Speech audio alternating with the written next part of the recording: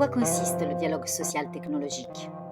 Quels obstacles se dressent devant lui encore en France? C'est à ces questions et à bien d'autres auxquelles nous allons répondre aujourd'hui avec Manon Keuch, psychologue du travail, et Vincent Mandino, chef de projet R&D à l'Agence nationale pour l'amélioration des conditions de travail.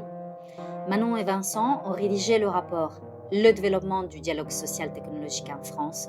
C'est à ce titre qu'ils prennent la parole pour zéro virgule. Manon, Vincent, bonjour. Bonjour. Bonjour.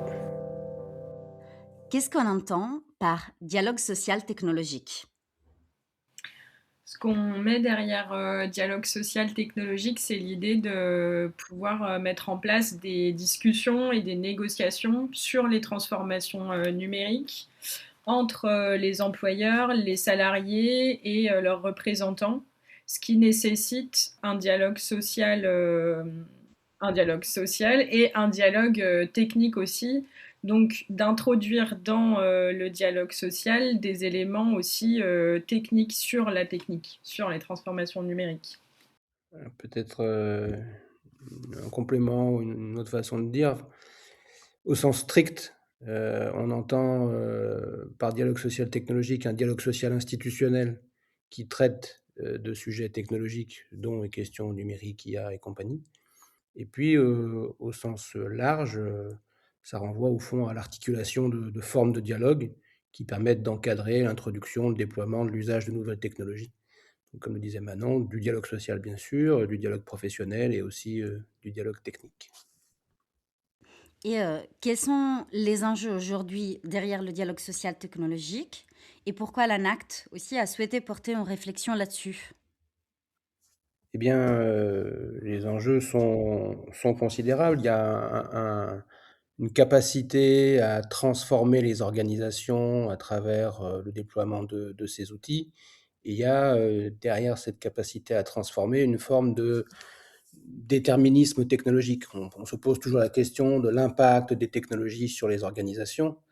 Et donc, ça veut dire qu'elle recèle une sorte de puissance qu'il faut pouvoir sans doute examiner, encadrer, et peut-être du coup sortir du déterminisme technologique pour retrouver, s'agissant des acteurs des organisations, un pouvoir d'agir sur ces transformations et ne pas déléguer ce pouvoir de transformation aux outils et aux acteurs qui fournissent ces outils technologiques.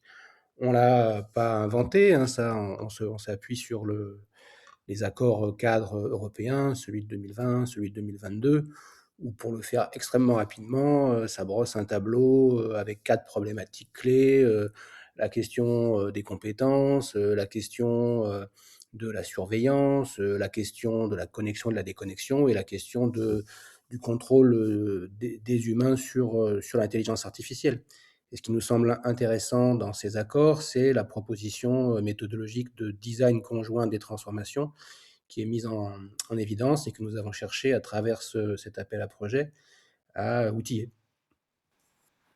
Moi, je compléterais bien par un constat que je fais aussi quand j'interviens sur ces questions-là, et notamment en matière d'intelligence artificielle, c'est qu'il y a beaucoup d'imaginaire nourri aujourd'hui sur l'intelligence artificielle avec des choses très, voire trop positives, d'autres très dystopiques. Et ça prend toute la place. Moi, ce que je constate aussi, c'est, puisqu'on est sur des questions de dialogue social, c'est que le dialogue social aujourd'hui et les instances de dialogue social existantes s'en emparent finalement très peu, malgré le fait qu'il y ait un certain nombre de jurisprudences qui montrent bien l'obligation d'infoconsultation sur ces sujets-là. Et les employeurs aussi continuent à siloter les projets, ce qui fait qu'on n'arrive pas à s'emparer de ce sujet-là en ayant une vision suffisamment globale pour réfléchir au-delà des cas d'usage et du coup au-delà des histoires qu'on se raconte, d'efficacité, de performance, de créativité même, allons-y, pourquoi pas. Et donc, du coup, l'enjeu aussi, c'est de faire exister un dialogue social sur ces sujets-là dans les entreprises qui aujourd'hui est très peu présent Alors on voit de temps en temps des accords d'entreprise sortir sur ces sujets-là, mais en réalité c'est assez pauvre et pour le coup on a du mal quand même encore aujourd'hui à identifier comment ça va impacter les métiers, comment ça va impacter les organisations. Et ça, on a besoin de le réguler aujourd'hui, notamment en matière d'intelligence artificielle, entre autres. À travers ce rapport, nous pouvons accéder à plusieurs projets qui ont essayé de donner corps au dialogue social technologique de manière assez différente. Est-ce que vous pouvez nous partager un exemple? Alors moi, je vais en présenter un et puis je laisserai peut-être Vincent en présenter un deuxième. Il y en a notamment un qui a été réalisé par l'Institut de recherche informatique de Toulouse, qui a porté une réflexion sur la place et sur le rôle des systèmes d'information numérique dans la démocratie organisationnelle. Donc pour nous, c'était intéressant à l'époque de ces travaux, puisque du coup, quelque part, ça inversait un peu la réflexion qu'on portait nous, puisque nous, on a plutôt tendance à regarder de prime abord la place de la démocratie quelque part dans les organisations et comment les systèmes d'information peuvent impacter ça. Et donc, ce qui était intéressant dans cette réflexion, c'est que eux, ils cherchaient à développer une méthode qui permette d'évaluer les impacts de ces systèmes d'information sur la démocratie dans les organisations et donc de pouvoir produire un diagnostic. Donc, c'est un projet qui avait déjà amorcé un très gros travail avec une méthode qu'ils ont appelée la méthode Isidore. Et grâce à l'AMI, ils ont cherché à développer un outil pour aller un petit peu plus loin dans une dynamique plus préventive qui visait à accompagner les projets informatiques par le dialogue dans les organisations. Et donc, ils ont développé un outil qui permet de médier, donc une aide à la médiation entre les différents acteurs d'un projet numérique pour pouvoir échanger et mieux se comprendre. Et l'une des facettes que j'ai trouvée particulièrement intéressante, c'est une facette qu'on a appelée de traduction, qui permettait aussi en termes de vocabulaire, donc en termes de langage, de poser des bases communes pour mieux se comprendre. Donc, parmi d'autres outils qu'ils ont développés, mais celui-là, j'ai trouvé particulièrement intéressant puisque ça montre bien qu'on a besoin aussi de partager un référentiel commun pour pouvoir échanger sur les projets numériques notamment. Mais du coup, ça veut dire quoi? C'est-à-dire, l'outil de médiation faisait quoi exactement? Comment elle médiait? C'est un pack en fait avec un certain nombre d'outils qui permettaient de mettre en perspective. Alors je sais qu'il a évolué depuis et qui continue à évoluer, mais c'était un pack d'outillage qui permettait de trouver un certain nombre d'outils d'aide à la médiation, dont un vocabulaire explicité, dont habituellement les phases d'un projet numérique, ça passe par ça, ça, ça et ça. Et l'objectif, l'enjeu porté par l'Institut, c'était de dire si on partage un référentiel commun autour du projet numérique, alors on va pouvoir mieux identifier les besoins des uns et des autres et donc à terme construire plus facilement ensemble ce projet-là et dans une logique de démocratie organisationnelle où chacun a bien son rôle et sa place dans l'échange et dans les discussions et les négociations. Peut-être un deuxième exemple. Moi, je vous partage brièvement un projet qui s'appelle Dialia, qui a été porté par l'IRES, appuyé par Ultra Laborance, et avec un portage politique en fait intersyndical, puisque ça y regroupait l'UGICT CGT, la CFE CGC, FO Cadre et la CFDT. Et plus largement, il y a eu, disons, une cinquantaine de membres, dont des représentants aussi de syndicats d'employeurs, l'UNAPL et le Sinov IT. Ce projet, il est intéressant parce qu'il cherchait à traduire concrètement le chapitre 3 de l'accord européen de 2022 sur l'intelligence artificielle. C'est-à-dire comment les humains gardent le contrôle sur l'intelligence artificielle et donc sur les projets d'introduction et de déploiement et d'usage d'IA. Et donc ce qu'a cherché à faire ce projet, c'est de construire, de l'outillage pour et avec les acteurs, syndicaux. Et donc ça s'est traduit par, des ateliers, d'acculturation, mais aussi des ateliers de co-construction, de design, d'outils, de méthodes, et ça a débouché sur la production d'un manifeste. Ça a débouché aussi sur la production, d'éléments d'acculturation pour comprendre, comment ça fonctionne, qu'est-ce qu'on peut, disons, percevoir de la façon dont ces systèmes sont conçus et de leurs éventuelles implications sur le travail, et des propositions aussi, méthodologiques s'agissant du dialogue social. Donc pour en lister, certaines, ça a permis d'identifier comme ça plusieurs, leviers. Et donc des leviers, comme la mobilisation du règlement général sur la protection des données.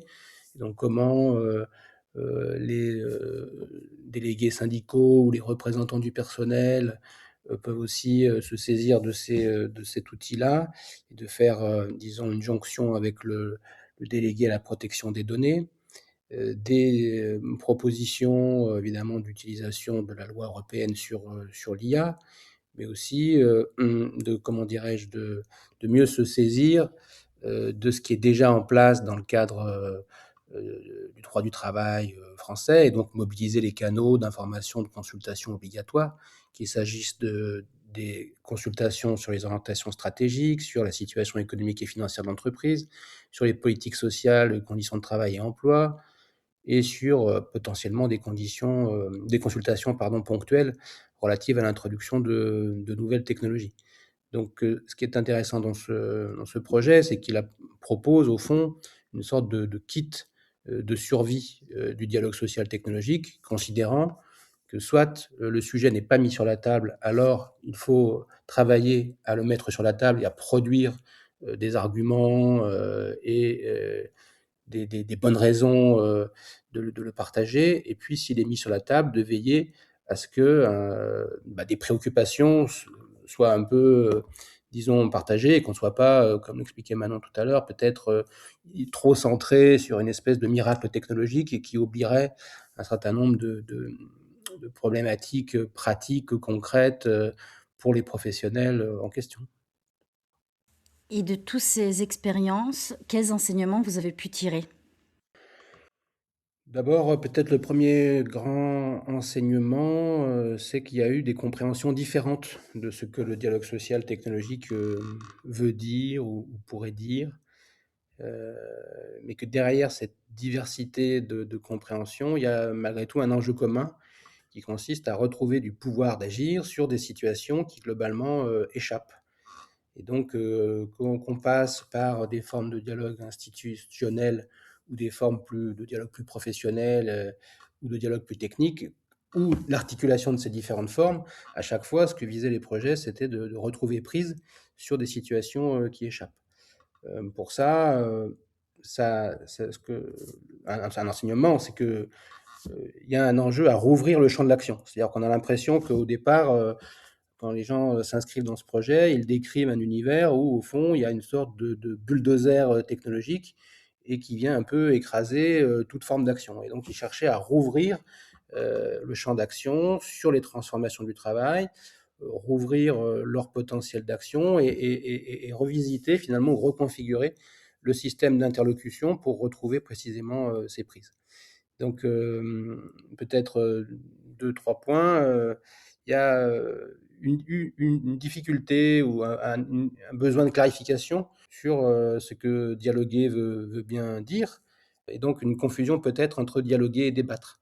Et il y a eu dans nos échanges, une nécessité à débattre, c'est-à-dire à prendre position sur un sujet, et de se dire que dialoguer, c'est, heu, chercher à comprendre, l'autre. Et donc, bien souvent, le dialogue, il est encastré dans, des formes de débat.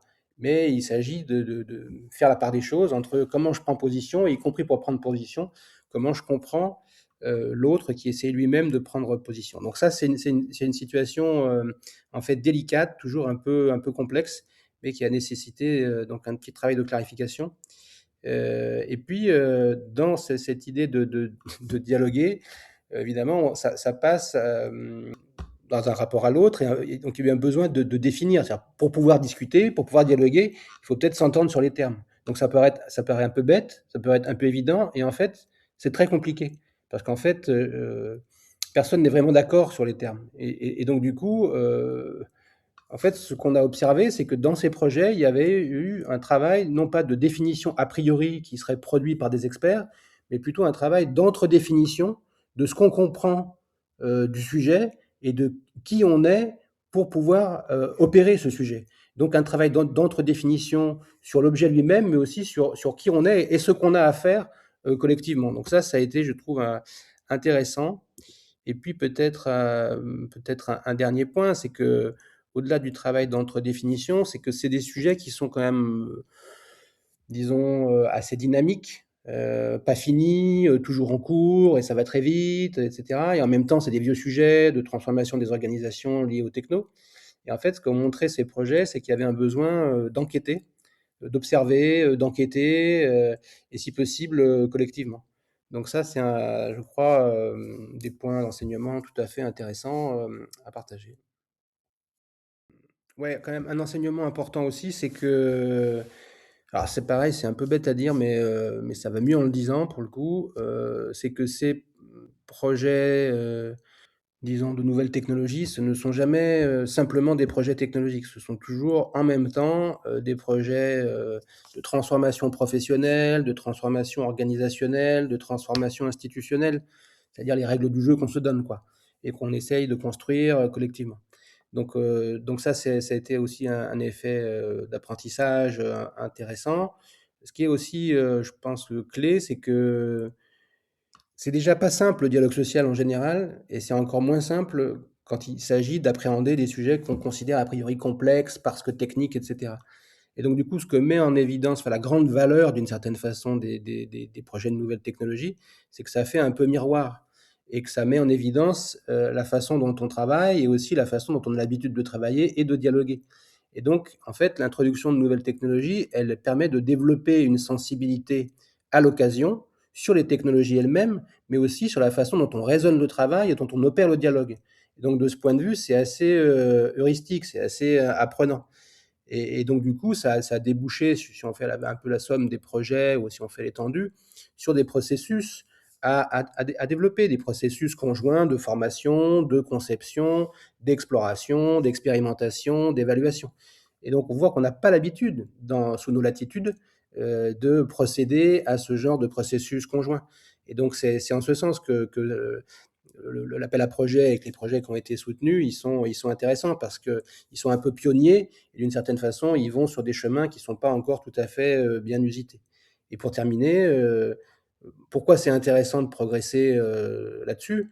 Bah, ça permet d'améliorer au fond la qualité des projets, ça permet d'améliorer la qualité du dialogue. C'est-à-dire quand on a des objets mieux définis, mieux circonscrits, mieux élaborés, des processus plus sécurisés d'une certaine façon, et puis des relations sociales aussi de meilleure qualité, en général, les projets, et ce qui ressort des projets sont meilleurs. Et donc, si les projets sont meilleurs, parce que le dialogue est meilleur, c'est derrière la qualité du travail et des conditions de travail qui est améliorée. Et si on peut un cran plus loin, c'est peut-être aussi la qualité des technologies qui sont mises à disposition, qui sont améliorées dès lors que le dialogue n'est pas simplement enfermé entre les parties classiques du dialogue social, mais qu'on arrive à faire la jonction avec les opérateurs et fournisseurs de technologies de manière à ce que les choses soient adaptées à la réalité du travail et des contextes. Et donc, au vu de ce que vous avez vu, en tout cas dans ces expériences, à travers ces expériences, quelles seraient les conditions minimales qui doivent exister dans une organisation pour rendre ce dialogue réel, possible autour de sujets technologiques? Moi, pour ça, je voudrais partager une hypothèse que je fais, certainement simpliste. Euh, Moi, je me dis, mais pourquoi c'est aussi vendeur un cas d'usage? Et du coup, moi, là où j'en suis dans ma réflexion, je me dis, mais en fait, c'est vendeur parce que c'est hyper concret un cas d'usage, en fait. Du coup, on peut tous se comprendre autour d'un cas d'usage. C'est hyper facile de discuter autour d'un cas d'usage. C'est concret pour tout le monde. peu importe les connaissances et les compétences qu'on a en matière technique et puis en matière de travail aussi.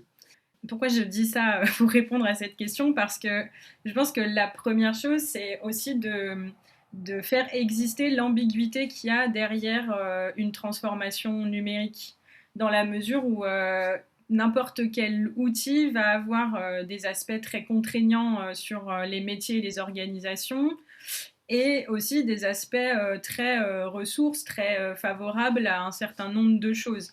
Et donc, je pense que la première chose dans les conditions minimales, c'est s'intéresser à cette ambiguïté-là, essayer de la documenter, de la comprendre. Vincent en a parlé un peu. Plus on va s'intéresser à cette ambiguïté et à ce qu'elle produit sur le travail, sur les organisations et sur la capacité à dialoguer, plus on va pouvoir dialoguer de manière concrète et réelle sur les sujets technologiques.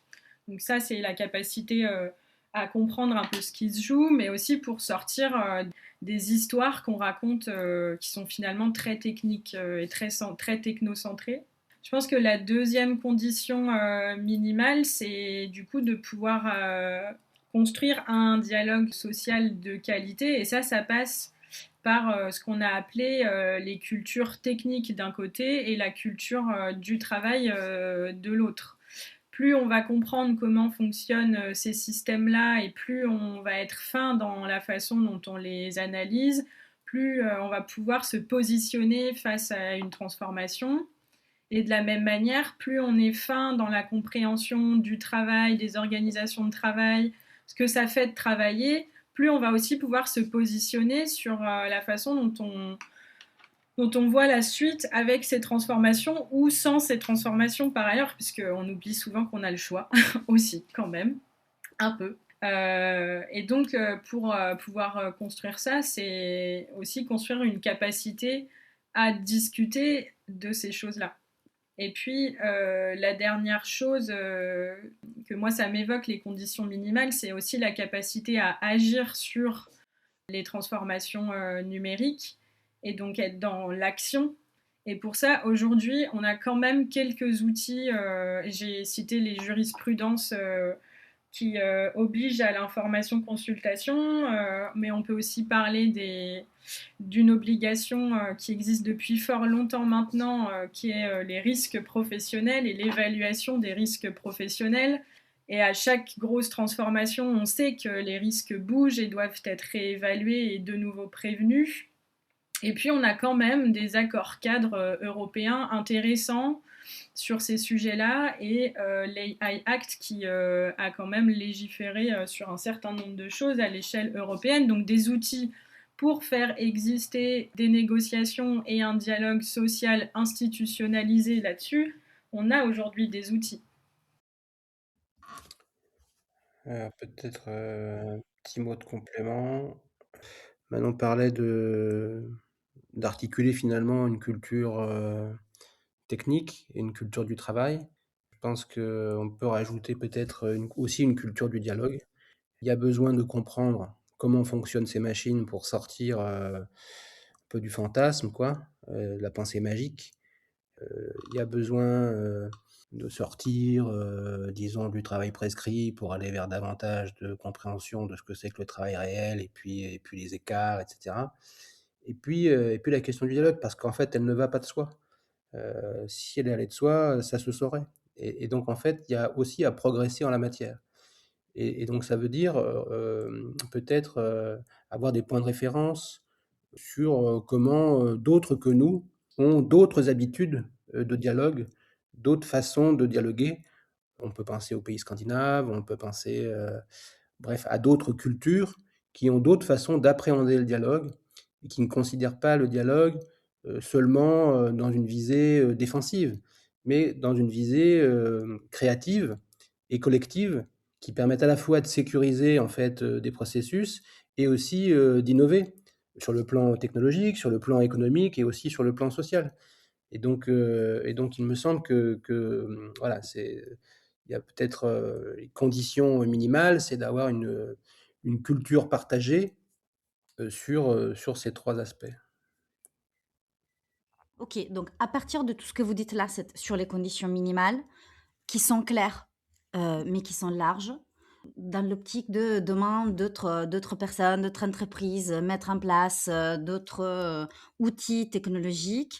Quelles sont les premières actions simples que vous voyez vraiment une ou 2 choses simples? Vous choisissez à quelle échelle d'acteurs qu'il faudrait faire pour que ce dialogue se mette vraiment en place? Oui, enfin moi je peux bien commencer pour dire un truc un peu bête, mais donc en prolongement de ce que je viens de dire sur les cultures là, en fait ça veut dire démystifier, l'IA, ça veut dire démystifier le travail, ça veut dire démystifier, le dialogue. Et donc une manière d'opérer ça concrètement, ça peut passer par des petites opérations, hein, par exemple, si je reprends le projet Dialia, une des propositions qui est faite, qui a l'air, simple à mettre en œuvre et qui en fait est plus compliquée qu'on ne l'imagine, parce qu'elle soulève de grands enjeux. Est-ce qu'on peut savoir, est-ce qu'on peut déterminer collectivement le nombre de systèmes d'intelligence artificielle qui sont en usage dans une organisation? Donc est-ce qu'on peut en faire un inventaire? Et une fois qu'on est capable de faire cet inventaire, est-ce qu'on est capable de caractériser ces systèmes? Les caractériser sur leur fonctionnement, sur les modèles qui sont appliqués, sur les données d'entraînement, mais aussi les caractériser sur quels usages en pratique, avec quels effets sur les conditions de travail, des effets plutôt recherchés, des effets pas recherchés, des effets positifs, des effets qui le sont moins. Donc un truc simple pour commencer, c'est de fabriquer cet inventaire et de le faire collectivement. Et à partir de là, dans la construction même de l'inventaire, ça devient une sorte d'objet intermédiaire qui va susciter des échanges et qui va être support à un dialogue possiblement un peu mieux instruit. Euh, Moi, ça fait quelques semaines que je me balade, entre guillemets, entre différentes interventions sous des formats différents. Et que ce que je constate, c'est qu'il y a besoin de prendre conscience de l'ambiguïté dont j'ai parlé à plusieurs reprises. Et donc, moi, je parlerai de formation, en fait. Et j'ai un exemple très concret récent. J'ai vu plusieurs groupes d'élus ces dernières semaines. Et en fait, pris dans les cas d'usage et l'efficacité même pour eux-mêmes qui peuvent vivre en utilisant l'IA, ils en ont un peu oublié quelque part les effets que ça pouvait avoir aussi sur le travail et les organisations du travail. Et le simple fait d'en échanger avec eux a remis de la nuance là-dedans et a été très favorable à des actions assez rapides d'ailleurs en instance par la suite. Et moi, je crois assez qu'il faut qu'on rééquilibre ça et je pense que ça passe par la formation au sens large, la curiosité de comprendre ce qui se joue derrière ça, la capacité à en discuter et à débattre dessus aussi, effectivement. Et donc, pour moi, plus on va ramener de la nuance et de l'équilibre dans cette ambiguïté, enfin, plus on va mettre à jour cette ambiguïté entre dans les effets et dans ce que ça occasionne, plus on va permettre que ce dialogue existe. Manon, Vincent, merci. Merci à toi, avec plaisir. Merci à toi, Lucrezia. C'est ainsi que se termine notre épisode consacré au dialogue social technologique en France. Si vous souhaitez aller plus loin, je vous invite à lire le rapport Le développement du dialogue social technologique en France, publié par l'ANACT en novembre 2025. Je vous remercie et à très bientôt.